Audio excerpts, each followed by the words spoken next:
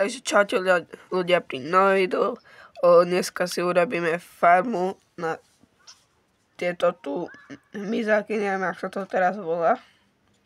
A budeme na to potrebovať hlinu, listie a kôru a nejakú nádobu, do ktorej ich dáme. Ešte predtým dajte like a odber, aby sme čo najrýchlejšie dosiahli 200 odoberateľov. Ideme, hlinu nasypeme do tej nádoby.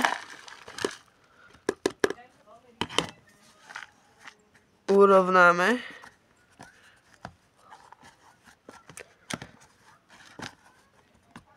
Zatiaľ dajte odber a like.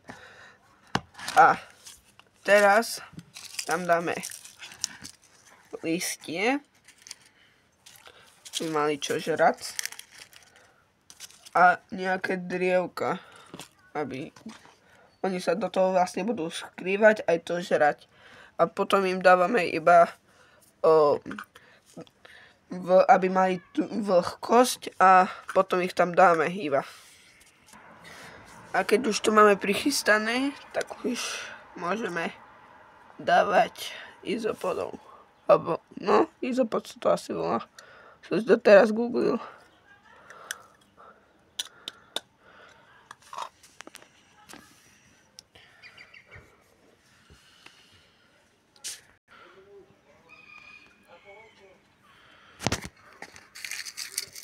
Aha.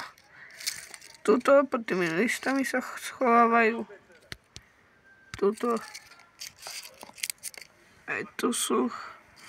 Pod tou kôrou vidíte. Takto vypadá farma na izopodov. Dajte like a odber.